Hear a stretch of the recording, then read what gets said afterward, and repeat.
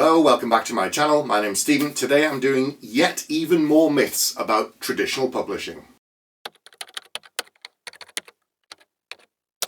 The first myth I'm here to debunk is that an author has no power, that they have no power in terms of control to negotiate for the cover or the audiobook voices in the traditional publishing space. Now, of course, this is a huge myth. I have worked with one of the big 5 publishers. My first 2 trilogies were published by Orbit Books, which are part of the Hachette Group, which is one of the big 5.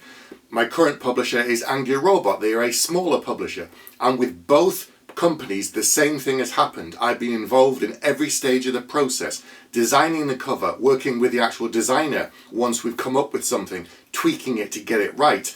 And when it comes to the audiobook narration, I was asked if I had any kind of a preference, any sort of specific things. With my most recent trilogy that's still coming out at the moment, because it's Persian inspired, I asked if someone of Persian heritage could possibly narrate it. And I was given about 8 different voices to choose from. I picked my top 2 or 3. The publisher did the same as well. And we had some overlaps. Then we picked one together and that's the one we went with. So there again, it's not a kind of, I wasn't closed out of the process. It wasn't, I had no power. I could have vetoed someone if I said, I really don't like this voice or really don't like this cover, which has happened in the past. On an early cover design, on an early book, I said, I really don't want this on this particular cover. It's a trope and I know it's kind of popular, but I want the book cover to be different. And so we didn't have that on some earlier covers in a previous series that I've done. So there again, I was able to veto something that they were going to try and do probably as standard because it was kind of a template, but I said, no, I don't want that. So there again, it's a myth to say an author has no power or no involvement in the process whatsoever. You are involved as much as you want to be, and you can talk to your editor, the designer, the audio narrator. And there again, with each audio narrator, once they've been selected, once they've had an initial look at the book, I've had Zoom or Skype phone calls with them to discuss pronunciation. Did I have any interest in particular accents for a particular race or people from a particular country? So it's a collaborative process on both things the entire time, and you always have power with the publisher. This next myth is really interesting and it's come up a few times, and I've done a couple of shorter questions and answers about it, but I'll answer this one because it is very important. Editorial clash. What happens when the publisher and the author don't agree on a development edit or a story arc or character choice? Who gets the final say? Will they just drop you as an author? Your relationship with your editor is collaborative. You are part of the same team. They took on the book based upon the premise that you've given to them, based upon an early draft. They can see the potential and how to make it better. However, if your vision of the book and their vision of the book deviate, and they try to change the book into something else that you're not happy with, they would obviously write editorial notes throughout the draft that you've given them on how to work on the book. Every single one of those things is a suggestion. You, as the author, have absolute final say to say, no, I don't want to do that. I'm not happy with that direction of the character. If there's lots of notes that form a particular theme, and on reflection you think, yes, this is actually a better way to make the story better of how I envisioned it, then obviously you should pay attention to those notes. But I have had notes before where I've absolutely disagreed with my editor. We had a conversation about it, we had an email exchange, and that was it. I explained the reasons why I wanted to keep it this way, and that was the end of the conversation. It didn't progress, it didn't become really kind of aggressive, because I explained what I was trying to do. I'll give you a specific example. In my second book, I think it was, Blood Mage, there was one character that my editor said, I don't really see why this character is here. They don't seem to have a lot of prominence. Can we get rid of them and merge them with someone else to make them more powerful or more interactive in the story? And I looked at it and thought, hang on, this character is really important for this book and for future stories. But when I looked at what was in the book, there wasn't as much as I thought. They didn't have as much to do. So the note wasn't wrong. It was just me trying to see behind the note. So what I was able to do was give that character more agency, more stuff to do in the story. And then the editor got it and she understood it and it went away. I didn't merge the character with someone else. I didn't delete it. But I could have just said no and left it. But I looked at what she was trying to say. I understood it. If she said, delete that character completely, I don't like that character, that's a different conversation. If they don't like something, that's a different sort of conversation you would have. And there again, you still get final say. If you can't come to an agreement with your editor, that was when you would then call in your agent to act as like a mediator to talk about these things. You'd explain your position to your agent, why you've done the things you've done, and they would sort it out with you, perhaps in a three-way conversation. That might be something you would do. The final sort of part of this question was, will they just drop you as an author? And the answer is no, they won't. You signed a contract that says you'll deliver the book to the best of your ability on this date. And if you've done that and you've handed the book in and you say, no, you're happy with it, then that goes ahead. The book will progress. Now, if you've had a very aggressive relationship with your editor the entire time, completely confrontational, then perhaps that editor won't want to work with you again, and likewise, you won't want to work with them again. And, maybe you'll be able to change editor. It depends on who commissioned you. It depends on how comfortable they feel passing it on to someone else. But I haven't actually heard about this from any authors that I know within the traditional publishing space. No one has said, I had a terrible relationship with my editor, and because of that, I'm now working with someone else. Or, because of that, I've now been dropped by the publisher. That does not happen. You've met your commitments. You've written the book, you've edited it to the best of your ability, and you hand it in. They will not drop you as an author with them because you fulfilled your requirements. Once again, it comes down to this myth of having an aggressive and negative relationship with traditional publishing. People are determined to point you towards self-publishing. And as I've said many times, and I'll repeat it probably countless times again, self-publishing is a perfectly viable option. It is a fantastic option for lots of reasons. However, it should not be a default knee-jerk reaction because you think traditional publishing is evil or bad or negative, or it's going to be a really awful experience. All of these are myths. Yes, there are bad experiences. Yes, some authors have terrible times. But going in with that negative, mindset straight away is not the way to do it, because it isn't true. 9 out of 10 authors have great relationships with their editors, their publishers, the cover designers, the audio narrator. It's all a lot better than people are telling you if they're saying, no, traditional is horrible, you must go self-published. It is much better. There are pros and cons to both. It depends on how much time you have, the skills, the money you have to put in if you want to go down the traditional publishing route versus the self-publishing route. So don't let people trying to put you off traditional with all of these myths. And if you have heard of any other myths that you're wondering, are they true? Comment below, let me know, and I will go through them in a future video. The next myth is gatekeeping. They've heard complaints, not from authors of colour and marginalised groups, but in fact from the opposite. They've heard from white authors saying there's no space for them anymore. The agents only want stories from people who have from diverse background, who've long struggled to get a seat at the publishing table. Okay, that's not true either. Now, while there is more interest in people from diverse backgrounds and more voices, which is good, is something to be encouraged, because we're a very diverse society and a diverse world.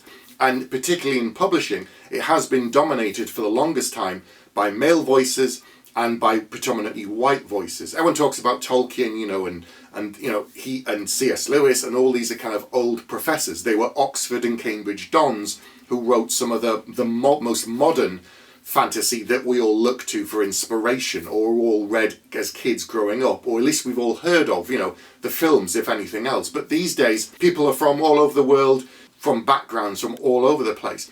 So having more voices from different perspectives in the world is only a good thing. But saying that there's no room, there's no space for authors like that is just not true at all. Some fantastic authors are coming in all the time who are from a very kind of ordinary background. They don't have to be a diverse background.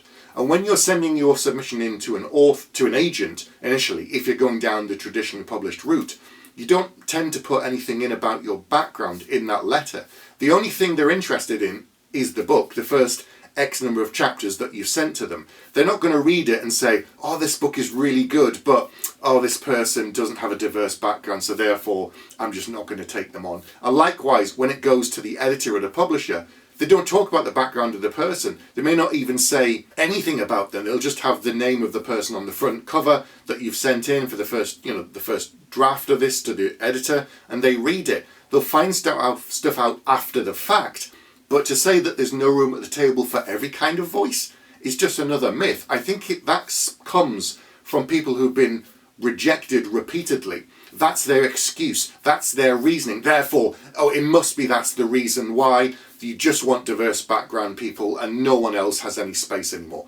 It's just another myth. designed to put you off traditional, to kind of villainize it, if I can say it, and to make people think, no, I'm going to go down the self-published route, then I can do whatever I want and no one can tell me. True, you can do that with a self-published space, but in traditional, you have more power than people are suggesting, and it isn't as aggressive and kind of confrontational. And yes, there is room for everybody within publishing going down the traditional space. This next myth makes me really, really angry, but I'm going to try and stay calm as I talk about it. And it says that you need connections to get published. Another myth is that you need to know someone within the publishing space, an agent or someone like that, in order to get a publishing deal. This one really, really upsets me because it suggests that the whole industry is completely nepotistic, that you only have to have a contract if you know a friend of someone, or you have an agent who's a friend of a friend, and therefore they'll prioritize your book over someone else's. And this is just not true. It kind of puts down all of the hard work that the thousands of authors out there who are sending their books in and do get picked up to become traditionally published. It's basically making a mockery of all of them. And there again, it smacks to me of people who've just been rejected and they just take the hump and they're just trying to find an excuse, as opposed to the real reason, which is probably that their book is crap, that they aren't up to standard, that yes, agents are gatekeepers because they need to be. They know what is in the industry. They know what will work most of the time. Yes, they sometimes get it wrong because they're human. Sometimes they won't take a book on because it's not for their tastes. Another agent will look at it and say, perfect, I love it, and they'll take it on. You can't control that. The other thing is, of course, sometimes the book is just rubbish and an agent will not take on a book that's crap. Why would they want to? It needs more work. They don't have the time to mentor you, to train you, to tell you what to fix, because they get thousands of submissions every month. So maybe your book was just a bit crap and that's why you were rejected. I fought the slush pile for 10 years or more than that, sending in books, and got rejected time and time again. But I persisted and I kept going. And there are lots of other authors that I've spoken to. I've got 50 plus interviews on this channel from other authors who've done the same thing, who've come to publishing through many different routes, and many of them were rejected many, many times. It's part of the process. So to say that you have to know someone is a lie. It's an absolute lie and a myth. The final myth I'm going to do today, this video has gone on far longer than I thought it was going to be, so I'll wrap it up with this one, is to do with payment. That traditional publishers don't pay you anymore, that you have to pay for your own cover, and there are hidden costs to do with traditional publishing. Okay, this is an absolute myth. In terms of traditional publishing, whether you're with a large publisher like one of the big five or a smaller publisher, I have now worked with both. As a traditionally published author, you never put your hand in your pocket to pay for anything. If a publisher is asking you to do that, it is a scam and you run the other way. With self-publishing, you have absolute control of everything and you pay for everything, from the editing, the covers, and so on. With traditional publishing, I never pay anybody for anything out of my pocket. The money comes from the advance, and there again, it isn't chipped away. The money comes from the sales. So you're given a set amount of money as an advance when you're traditionally published. Let's say I've got a one book deal and it's 100 grand. I get a chunk of that money when I hand in the first draft of the book. I get another chunk of that money, usually a third, when I've done like a revision, and then on publication day you get the third part of that 100 grand. Obviously minus tax, minus the money from your agent for their commission. So you might end up with maybe 70 grand, but that of course is over 3 payments and over possibly a year or 2 years. And you think that's still a large amount of money if you're doing it and it's 1 year's equivalent of a salary. However, you then have to earn back from sales before you get royalties. And this is where the publisher is earning back all the money they've invested in doing all the cover artwork, paying for the audio narrator, their time as well, because they have to earn money in order to work to get a salary. But effectively the publisher is earning this money back too through the sales. And once you've cleared that 100 grand of advance through sales, you then get royalties. So that means every time a book is sold, you get a percentage of the cover price for paperback, ebook, and audio book. But you never actually put your hand in your pocket and say, here's some money to pay for these things. The publisher does all of that. If a publisher at any time wants you to pay for some of this, then it's a scam. Likewise, if an agent says they will read your submission for a fee, it's also a scam. No good reasonable, sensible and official and actually decent literary agent would ever ask you for any money. If they are, that's also a scam. Now, royalties can change in terms of how much you get paid, and an advance can change as well. For a debut author, deals tend to be a lot larger because they're basing it on speculation. They usually get it more right than wrong, because otherwise the publisher would go out of business. So one of the large 5 publishers will look at a new book that's come in, a debut novel, and they don't have a sales track record for that author. But what they can say is, right, this book is a bit like X and Y that came out in the last 5 years. They sold at this rate. We think, therefore, this new book, which is similar to them, will sell at a similar rate. Therefore, we can offer this much for the advance.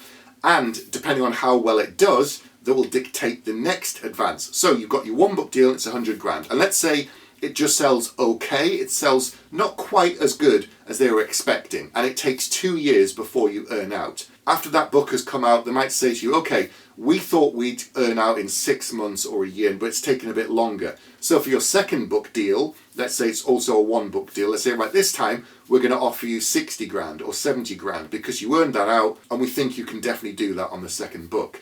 So the advances can change. It might be that you start slow, and the book does really, really well, and the next time, because you've gone way beyond their expectations, the advance will go up. Equally, if you didn't do as well, the advance can come down.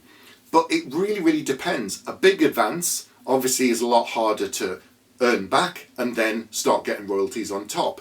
A smaller advance, you could earn out within a month, a couple of months, 6 months, and then every sale thereafter in every single format is a royalty, and you get paid every 6 months usually from the publisher, or every 12 months. It depends upon the publisher. So you're always getting money from the publisher in slots though. It's never a big chunk all at once, it's partitioned out over time. So if they're not paying you at all, then it's a scam, there's something wrong, and it's another myth that you need to ignore. Before I go, as ever, if you've got any more myths, let me know in the comments, write them down, and I can do some more videos on these in the future. All my books are available on Amazon, Barnes & Noble, Waterstones and so on. There's links down below. Please check them out. I'm a traditionally published fantasy author. My debut came out in 2015. The 9th book came out last year. I've got a 10th book coming out this year.